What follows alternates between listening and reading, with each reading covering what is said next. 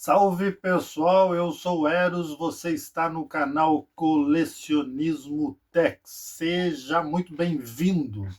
Neste vídeo eu darei continuidade ao raio-x nas coleções de Tex Willer.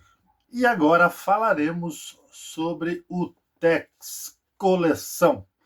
A proposta do Tex Coleção era organizar na ordem cronológica editorial italiana a coleção de Tex no Brasil. Essa ideia surgiu ainda no selo Rio Gráfica e Editora e foi o pontapé inicial para esta coleção, que seria mais uma linha editorial do personagem.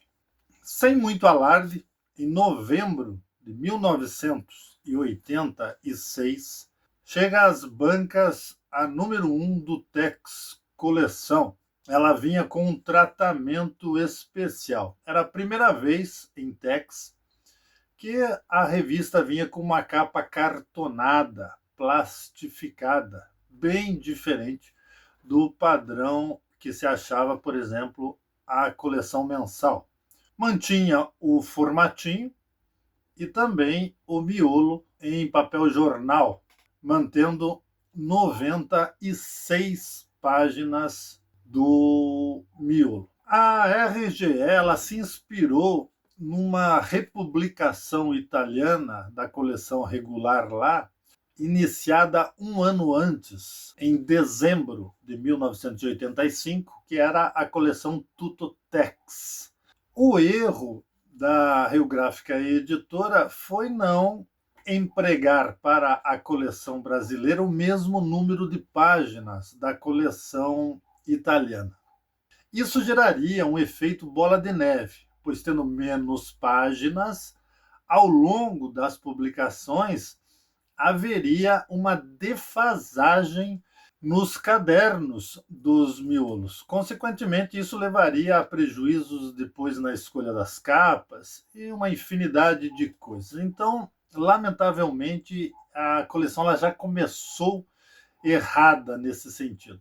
Mas é claro que a Rio Gráfica e Editora não tinha condições editoriais de seguir a coleção italiana, pois que lá no começo, no número 1, tinha mais de 160 páginas. Então não era proposta editorial da RGE fazer essa produção. Consequentemente, ela acabou reduzindo o número de páginas e levando a coleção a uma defasagem inevitável. Quando chegou às bancas e aos leitores, a número 1, ela não impressionou muito. Por que ela não impressionou? Porque há quase 5 anos, a editora VEC havia publicado essas mesmas aventuras em uma edição especial, na sua edição número 135, aliás, com o mesmo nome da número 1 do Tex Coleção, A Mão Vermelha. E isso tinha acontecido em dezembro de 1981. Então, o fã, o leitor da época, o colecionador, ele viu uma coleção que já começava com ares de republicação e, portanto, ela não despertou o interesse devido à época. Para solapar essa coleção ainda mais um pouco, surgiu um outro problema, este de ordem funcional na editora, pois as organizações Globo conseguiram comprar a livraria O Globo, lá de Porto Alegre, cujo nome impedia que as organizações Globo dessem o nome de Globo para a sua editora, ficando ela como Rio Gráfica e Editora até aquela época. Quando a Globo conseguiu comprar aquela empresa gaúcha, finalmente ela pôde usar o nome Globo para a editora. Surgiu então assim o selo Editora Globo. E com isso houve algumas mudanças na equipe editorial dessa editora, inclusive uma mudança física do Rio de Janeiro para São Paulo, que passava a ser o polo comercial mais atraente dos quadrinhos. Isso atrasou em 3 meses o número 2 desta coleção, que foi publicada somente em março de 1987. Naquele mês, a agora editora Globo passava então a fazer uma propaganda dessa nova coleção. Então, o número 208 do Tex mensal acabou publicando um anúncio em 2 páginas sobre essa coleção, curiosamente estampando lá ainda o selo Rio Gráfica e Editora, mas anunciando coisas como Tex revela o seu passado ou os originais que deram origem à série. Era óbvio, era claro que a editora Globo estava tentando chamar o leitor para essa função organizacional da Tex Coleção. A partir daí, então, a coleção começava a deslanchar como uma coleção, sempre com o mesmo padrão: capa cartonada, plastificada, formatinho, miolo, com 96 páginas em papel jornal. Apesar de se propor a organizar na ordem editorial cronológica a coleção italiana, a Globo não demorou muito para furar essa proposta. E isso aconteceu no número 100. O número 100 italiano é uma edição especial que traz a aventura Forte Apache, colorida, inclusive. Todas as centenárias italianas são coloridas. E a Globo não fez nada disso. Não publicou esta aventura e deu sequência normal às aventuras que se seguiam. É bom lembrar que Forte Apache já havia sido publicado pela editora VEC em 2 oportunidades, embora em preto e branco, no número 4 da mensal. Na primeira edição, em 1971, e na segunda edição, em 1977. Mas então, a Tex Coleção trazia esse furo. E não demorou muito para que um novo furo alterasse a ordem cronológica dessa coleção. Isso se deu na edição número 131, quando ela publicou uma aventura exótica, a Balada de Zack Coat, que havia sido publicada na Itália na coleção Almanaco del West, então não tinha absolutamente nada a ver com a edição regular, mas que a Globo achou por bem trazer para essa edição. E aí nós observamos que, embora a Tex Coleção tenha essa função e de certa forma até a cumpra, né? Não há como negar isso, houve realmente uma organização daquele início editorial do Tex que estava embaralhado pelas decisões editoriais da VEC, mas ele não conseguiu manter a regularidade deste processo. Pois bem, em janeiro de 1999, a editora Mitos assume os direitos de Tex no Brasil. Assume, promete dar continuidade às edições que já estavam em andamento, Tex Mensal, Tex Coleção, sem alterar o número de ambas, o que foi realmente uma coisa muito positiva que a Mitos decidiu fazer logo que assumiu o personagem. Assumiu como editora, né? Vamos lembrar que a equipe do Dorival Vitor Lopes já vinha produzindo como empresa terceirizada para a Globo as edições de Tex. Isso tudo eu já falei em outro vídeo.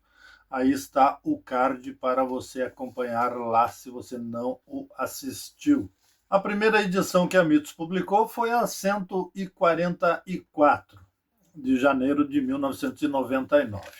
A Mitos ela alterou drasticamente o layout da capa da coleção. Então a Globo vinha mantendo com aquelas 2 linhas brancas por detrás do logo, que era a marca registrada da coleção. E a Mitos removeu isso, colocou um selo, né, com a esfinge do Tex no canto esquerdo, manteve coleção abaixo do logo, mas removeu as faixas. Também removeu o frontispício, mas manteve o padrão de 96 páginas do miolo, mantendo todo o resto. Alterou também a qualidade do papel da capa. A Mitos aboliu o cartonado e substituiu pelo crochê de alta gramatura. A edição ficou bonita, mas teve essas alterações. O que se nota quando a Mitos assume o Tex Coleção é que ela passa a querer que o Tex Coleção seja uma coleção autônoma, não uma coleção apenas com a função organizadora, coisa que a Globo fez. A Globo produziu o Tex Coleção como uma coleção auxiliar da coleção mensal, com a finalidade simples de organizar. Por isso que as edições, quando estava sob o selo Globo, têm a mesma característica editorial sem alterações. Já a Mitos não. A Mitos desejou, talvez por investigar o mercado consumidor, desejou dar a esta coleção um status particular. Talvez até por saber que existiam colecionadores que não faziam a mensal e só faziam a Tex Coleção. Então, a Mitos trouxe essa importância para a Tex Coleção. A prova disso é que a número 148 de maio de 1999 trouxe pela primeira vez para o Tex Coleção a seção de cartas, o correio do Tex, que não fazia parte dessa coleção, mas fazia parte na coleção mensal. Então, isso prova a importância que a Mitos dava para o Tex Coleção como coleção principal. Em julho de 2001, na sua edição número 174, a Mitos trouxe novamente o frontispício. E em abril de 2003, ela estabeleceu um novo padrão de lombada, mais próximo, muito similar ao padrão da Tex mensal. Isso aconteceu na edição número 195.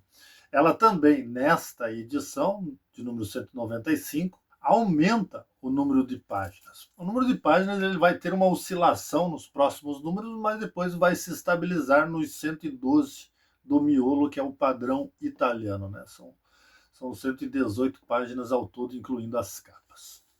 Ao chegar no número 200, a Mitos também não seguiu o padrão italiano. Era para ela ter publicado a aventura O Ídolo de Cristal.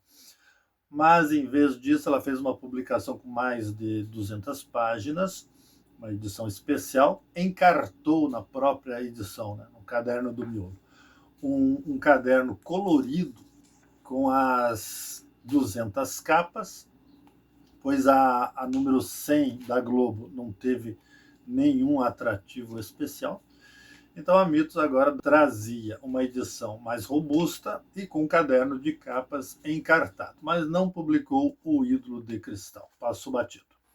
Em janeiro de 2012, passado mais 100 edições, chegava o número 300. O que a editora fez para comemorar essa edição? Ela apanhou a esquecida Forte Apache, que deveria ter saído no número 100, trouxe para o número 300, também em colorido, que foi uma grande coisa, e fez então essa edição 300, uma edição especial com a aventura Forte Apache, colorida, e dando para o fã um pôster duplo, né? Um lado uma gravura do Civitelli, o outro lado uma gravura do Cláudio Villa. Um belo pôster que acompanhou a edição número 300. E a partir dessa edição, então, a partir do número 301 de fevereiro de 2012, o Tex Coleção passava a ser quinzenal. Quando uma editora traz uma coleção que é mensal para quinzenal, diminui a periodicidade, é porque está vendendo bem. Essa é uma estratégia para coleções que estão vendendo bem. Então, ao que parece, nesse período, Tex Coleção ia muito bem, obrigado. Passados mais 100 edições, no número 400, novamente a Mitos não publicou a edição original italiana, que seria A Voz da Tempestade, aquela última aventura desenhada pelo Aurélio Galippini. Ao invés disso, ela fez mais uma edição especial com mais de 150 páginas e trouxe agora anexo, num caderno à parte, o caderno colorido de capas, exibindo aí 400 capas de Tex Coleção. Essa aventura, que foi pulada, não foi publicada no devido número, acabou sendo publicada na Tex Coleção em preto e branco, no número 453 de maio de 2018. Então a gente observa que, embora o Tex Coleção siga a ordem cronológica, essa ordem cronológica tem vários pulos, várias deficiências. É a coleção mais organizada do Tex no Brasil, em se tratando de mensal, mas tem esse óbice. Logo depois da número 400, a próxima edição, a 401, do mês de março, ela trouxe uma nova alteração no layout da capa. Agora, a Mitos aproximava o layout das edições Globo, do layout das edições Globo. Então, ela tirava aquele selo, a esfinge do Tex, e colocava uma faixa atrás do logo.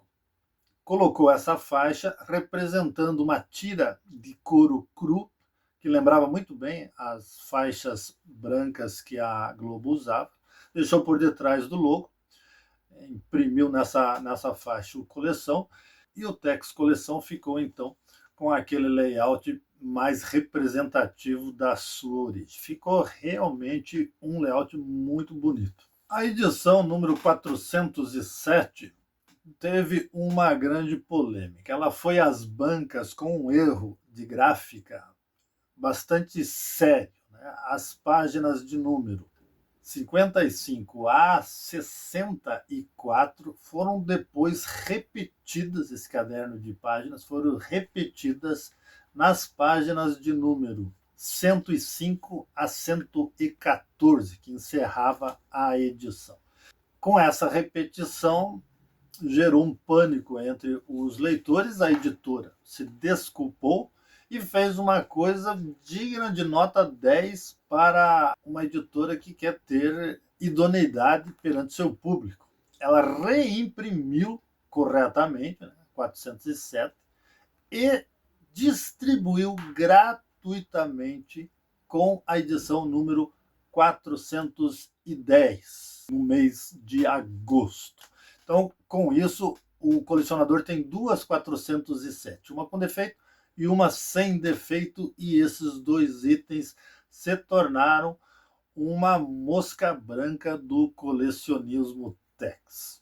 No final de 2018, o Tex Coleção e outras coleções estavam em crise por baixas vendas. A editora, no final desse ano, anunciou que ia encerrar o Tex Coleção. E os fãs ficaram com aquela preocupação, aquela expectativa, até que a editora deu última forma e anunciou que manteria o Tex Coleção, mas alteraria a sua periodicidade, ou seja, ele voltaria a ser mensal.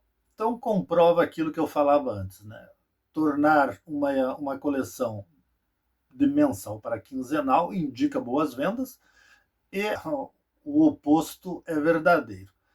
Transformar uma edição de quinzenal para periodicidade mensal indica as baixas vendas, e era o que estava acontecendo com o Tex Coleção no final de 2018. Então, a edição de janeiro de 2019, edição número 468, retomava a periodicidade mensal da coleção. Tex Coleção chegava à edição de número 500, um feito editorial digno de nota para uma coleção, né? 500 números, é número pra caramba. E o Tex Coleção alcançava essa marca, mas a editora novamente não trouxe o número original que deveria constar nesta coleção. Ao invés de trazer Homens em Fuga colorido, trouxe a edição Escolta Armada, coligida, né, em dois volumes, fazendo uma edição parruda, trazendo também um novo caderno de capas em anexo, um caderno em separado, colorido, mais de 60 páginas, com tantas capas assim, né, 500 capas.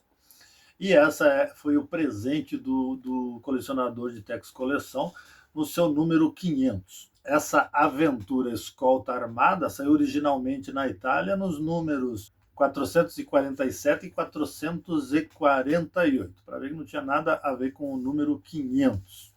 E, finalmente, em junho de 2022, o Tex Coleção chegava ao fim. O editor avisava que não havia mais como manter essa coleção, ela estava dando prejuízo, não vendia e, consequentemente, foi cancelada. Foi a coleção que trouxe mais burburinhos pelo seu cancelamento. Eu até fiz um vídeo sobre isso, que está aí no card para vocês conferirem, que é sobre a questão das coleções canceladas. Bom, Tex Coleção chegava ao fim. Mas vamos deixar registrado aqui que a trajetória do Tex Coleção foi muito positiva para o colecionismo Tex no Brasil. Ele, de fato, organizou, com todos esses óbices que nós citamos aí, e até agora é a coleção mais organizada de Tex. O que a gente esperava? Esperava que o Tex em cores fosse substituir isso adequadamente, mas o Tex em cores não se desenvolveu, não foi além do número 51. O Tex edição histórica coligia os números, tinha mais a finalidade de agradar os fãs que gostam de aventuras fechadas num único volume.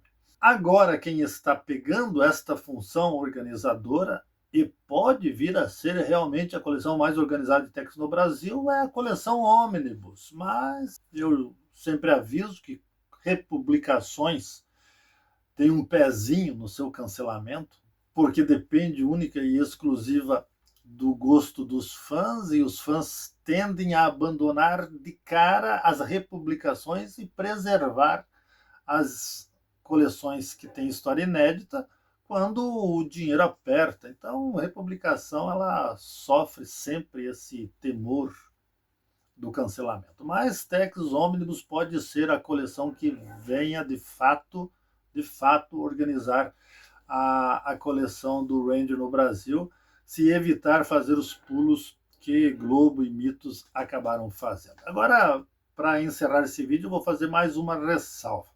Quando o Tex Coleção chegou no número 314, em agosto de 2012, com a aventura Flecha Partida, ela se equiparou ao mensal, que nesta aventura começou a ter a sua ordem cronológica acertada. Então, a partir do 314, o Tex Coleção perdeu a sua função organizadora, porque a partir do 314 as aventuras já estavam sendo organizadas lá no Tex mensal. Então, o que era o Tex Coleção a partir desse número? Era apenas uma republicação do Tex mensal.